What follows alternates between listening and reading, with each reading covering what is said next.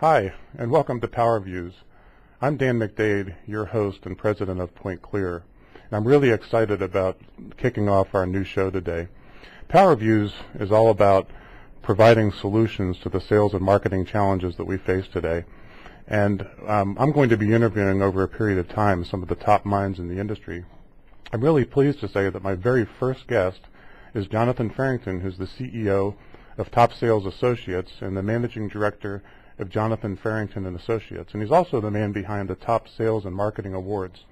Jonathan is globally recognized as a business coach, mentor, author, consultant, and sales strategist, and he's based in London and Paris. Jonathan, welcome to PowerViews.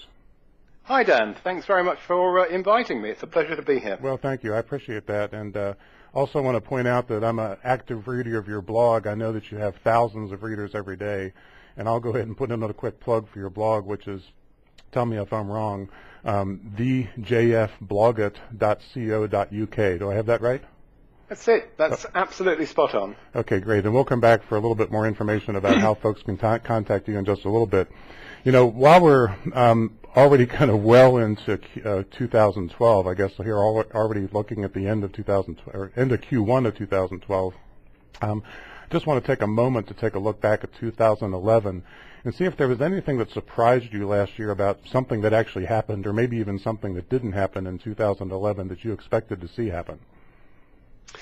Well, it's very interesting because as you know, Dan, I tend to take a global view because, as you suggested at the front end, that I am based in London and Paris, but we're also pretty active in the Middle East and Africa and North America too. And I have to say, I don't think there were too many surprises, simply because we gave it quite a good deal of thought here in terms of what we anticipated would happen in 2011, and it broadly panned out. For example, we suspected that markets would remain relatively flat. And in fact, I'm on record, I think, in 2010 as saying that I didn't think that we'd see significant seeds of growth until the end of Q1 in 2013, which kind of suggests to you that we're going to go through another 12 months of fairly flat trading. And by that I mean I don't see any significant exciting events or occurrences, I should say, happening in the next 12 months. I think most companies are still recovering. I think that it's very easy to underestimate the full impact of the economic downturn that has been happening over the last 3 to 4 years. And I think most organizations have taken the opportunity to clear out the dead wood. They've cut back. They've removed layers of management. And I think what will come out of it, and what really began to come out of it in 2011, was that organizations are much sharper, they're much leaner, they're much meaner, and they're much more focused on bottom line rather than top line growth. Well, there's an old expression that ties into that and kind of leads into the next question, and that is it's very hard for companies to save their way into prosperity. What do you see changing? I know that you're not looking for a big uptick until Q1 of 2013, but what do you see changing in 2012 that you think we need to be looking at? Well, I think the changes, all the changes that have taken place over the last 2 years will begin to bed in. I mean, some commentators have suggested that by 2020, we will be reduced to about 20% of the current sales population, and I'm happy to expand on that. I think that comment was certainly one of the comments that I thought was probably bordering on the sensational. But the reality is there are something like 13-point-something million salespeople in America, in North America. We can say that, the changes that are going to take place, the most significant changes I see, is at the middle ground. So if we imagine that there are 3 levels of selling going on right now, inside sales, external sales, and then right at the top end, you can put whatever label you like on it. Some of my good chums call it consultative selling, some call it collaborative selling, some call it strategic selling. I like to think of it as really sort of new wave selling, and I think that's, I hope that's a term that will catch on. So if we look at that, certainly we know that inside sales positions are increasing. Okay, there are more adverts now than there ever have been for inside sales positions. And yet overall, there are far less sales positions up for grabs. So, you don't actually have to be a brain surgeon to work out that a lot of external sales positions are migrating inside. And that's simply a question of economics. Okay, and before I move on, let me just describe what I mean by that. In a typical sales cycle, depending on industry, you may have between 3 and 10 face-to-face visits between the first exploratory meeting and the final negotiation and close and sign T's and C's. Okay, each of those calls has a cost attached to it, and I think the latest estimates suggest that it costs $1,500 to put one person in one sales meeting with a client. Well, if each meeting you're going to sort of have on your team at least more than 2 or 3 people, those costs mount up. And if there is a way to reduce costs, and we said earlier on that companies are looking at ways not just to grow revenue and margin, but also to reduce costs as a good, solid game plan, then, clearly one of the costs that can be removed is by reducing the number of meetings that need to take place face-to-face.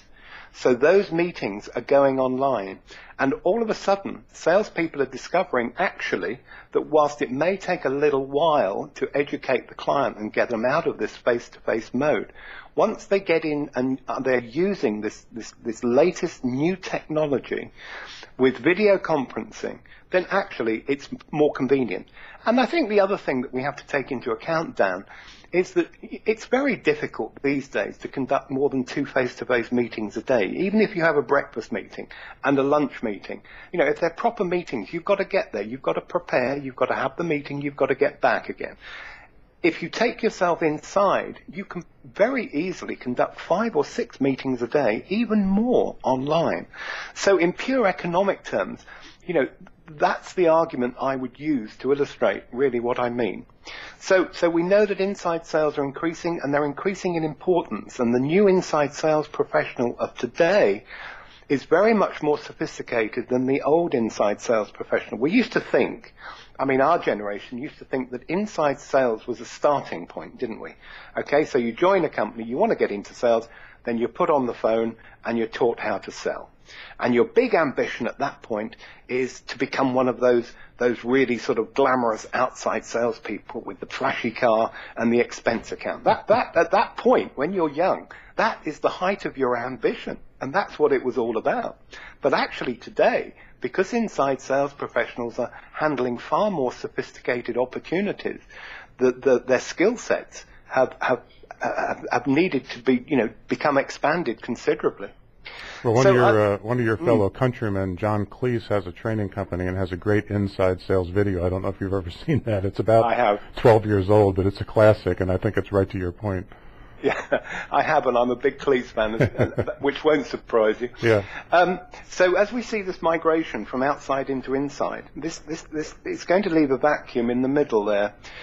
I want to say, and I want to be very clear about this, I don't ever see a day, and I shudder to think that there will be a day, when face-to-face selling will be consigned to the annals of history. I don't believe that. I don't either. I believe at the top end, the collaborative consultative end, probably 10%, maybe even 20% of the sales population, there's always going to be a career there, and they will continually hone their skills. But it's that middle ground. It's the marketeers, the order takers, the people that just get by, the people for whom selling is a job, not a career. They will gradually disappear. And, we should expect this. We're all buying more and more and more online, And somebody asked me the other day, well, does this mean then that those external salespeople that are selling commodities are more likely to disappear? And the answer to that is yes. But then they said, well, what's your definition of commodity? Well, I think it's quite simple. If you can buy it on a credit card, it's a commodity, isn't it? Yeah.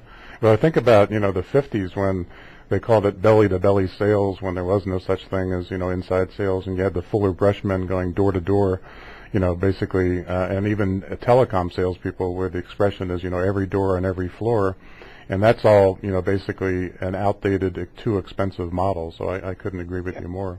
Yes, I think those days of that style of selling has been dying out, and let's just hope it's gone. Because what we do see in the future, and I'm pretty certain you share this vision, Dan, is so exciting. I mean, we've seen more changes in the last 5 years within the sales space than we've seen for the previous 50 probably, and it's just getting more exciting.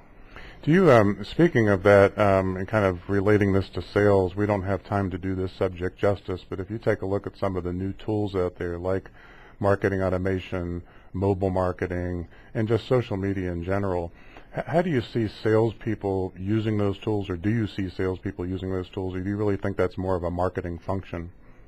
Oh no, no, most definitely. I believe that they're very valuable sales tools, and as playing fields become more level, as the competition gets tougher, we need every weapon in our armory that we can possibly find and use. But I must add a caveat.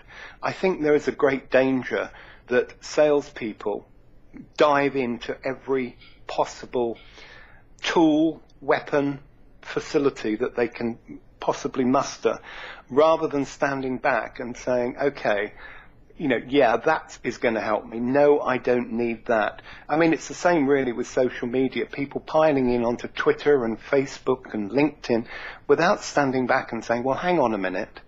Okay, yeah, I'm enjoying being over there on those sites, I mean, even if it's just being a voyeur on Twitter, I'm enjoying it all. But actually, where are my clients? Where are my potential prospects and customers?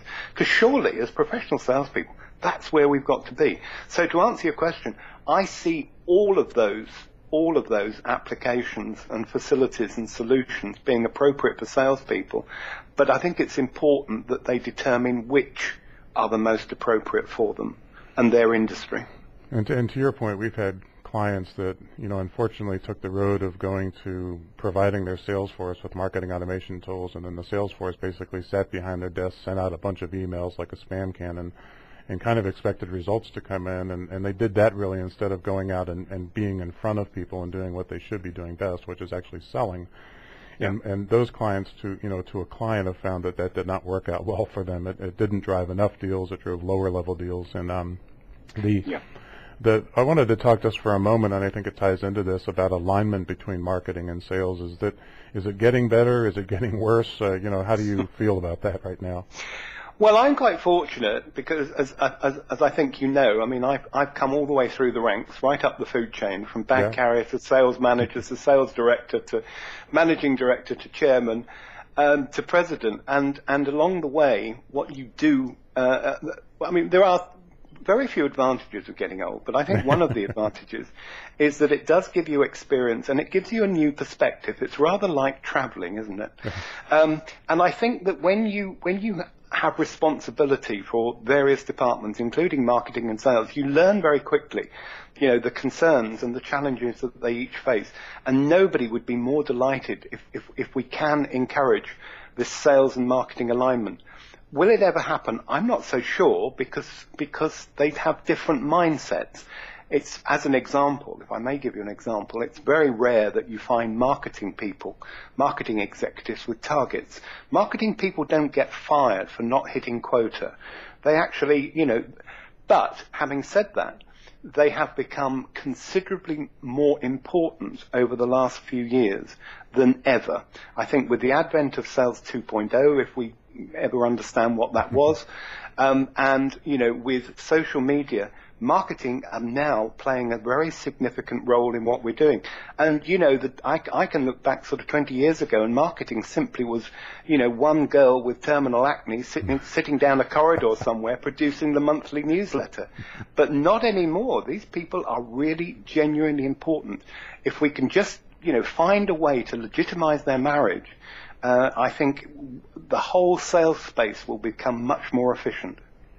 Well, in addition to trying to find common ground alignment, I have an expression that, nobody ever built a statue to a committee, and I sometimes think alignment is really something that's forced as opposed to generated by a committee. But, as you look into 2012, and hopefully maybe we'll get to Q1 of 2013 results a little earlier than that, at least I hope. But and I know hope's not a strategy. But what are a couple of things that you might tell a senior marketing executive and/or a senior sales executive about 2012? Here we are almost at the end of Q1 already.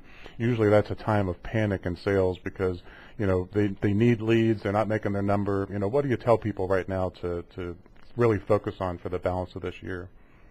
Well, I think, really, I think you're asking me two questions. Right. I think if you're asking, which was very subtle, if I can take those separately, if I was sort of advising senior marketing executives what to focus on, I think the key word in that statement is focus. I think, as we discussed earlier, with the plethora of tools and solutions and facilities and opportunities open to them, I do sometimes wonder if they lose their perspective. And in my book, and I like to work very simply, in my book, marketing's main function and its main contribution to frontline commercial practice is to create opportunity for the sales team. That's really what they're there for. Yes, they need to look after, the back office stuff like company image and websites and all of that stuff. But actually, their really important role now, which is exciting for them, is to genuinely create new opportunities for the sales team in most organizations. And that's where I think they need to sort of put their focus in. As far as sales go, well, I think sales, I said this earlier, sales aren't going to increase in most industries dramatically over 2012. But again, the key word there is focus. I think that too few sales organizations stand back and actually have a game plan. I'll give you an example of that.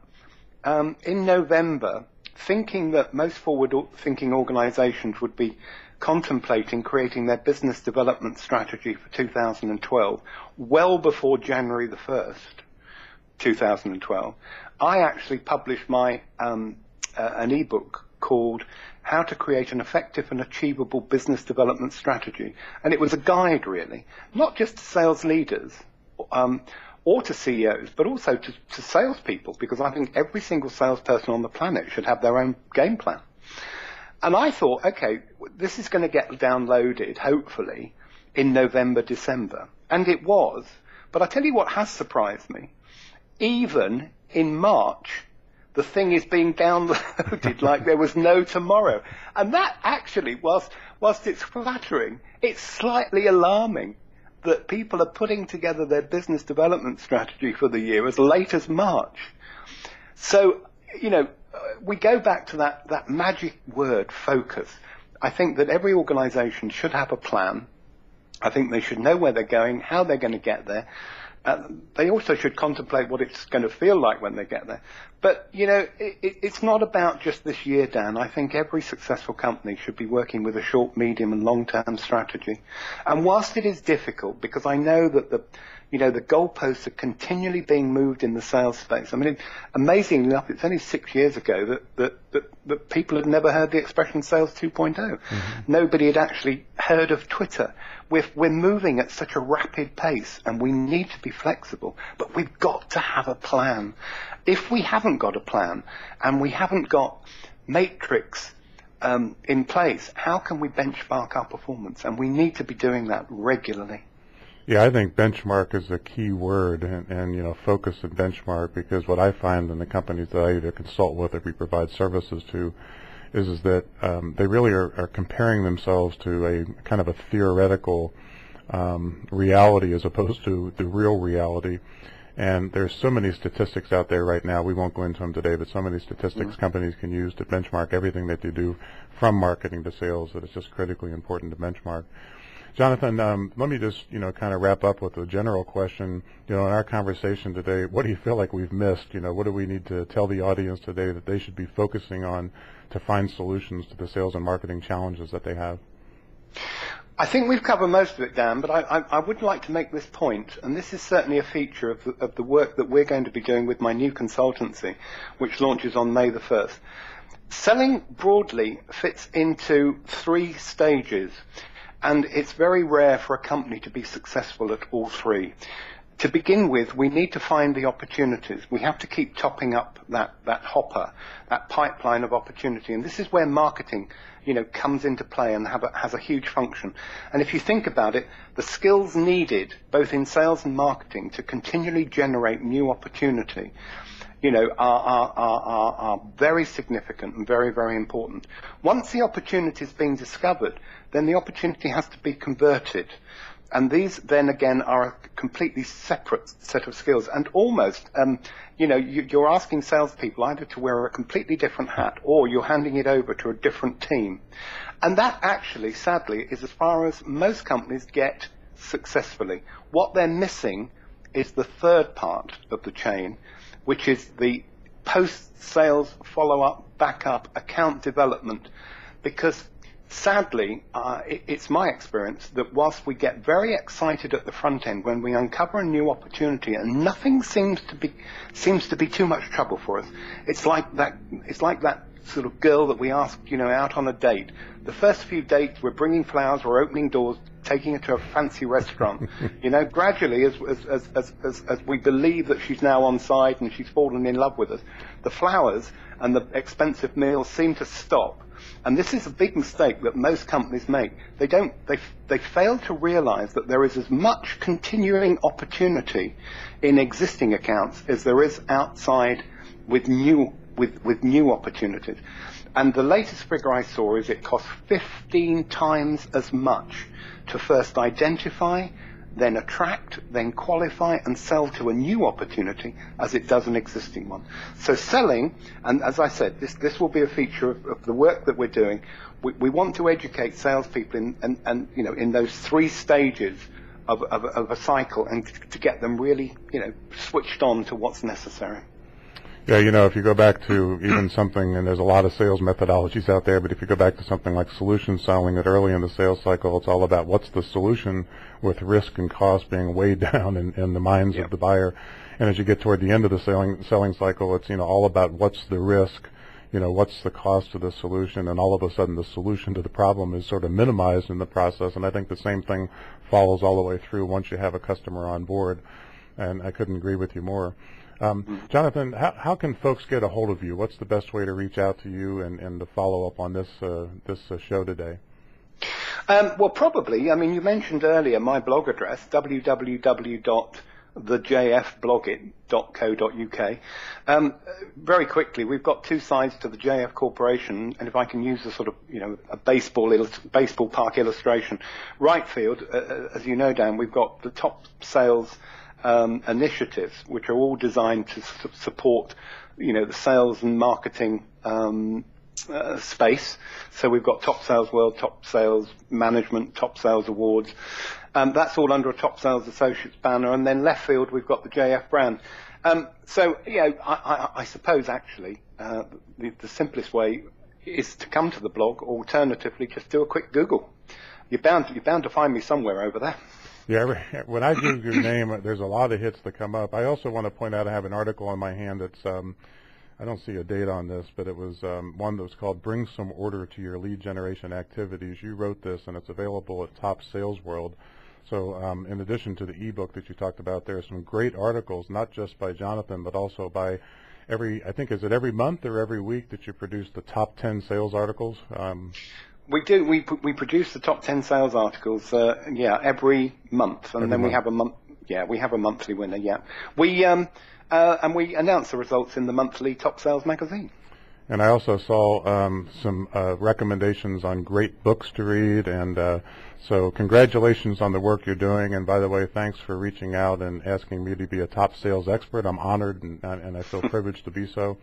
And I just want to thank you again for being here. Thanks again for taking this time. And at this point, this is Dan McDade signing off from our first show, PowerViews. Jonathan, thanks again. Thanks, Dan.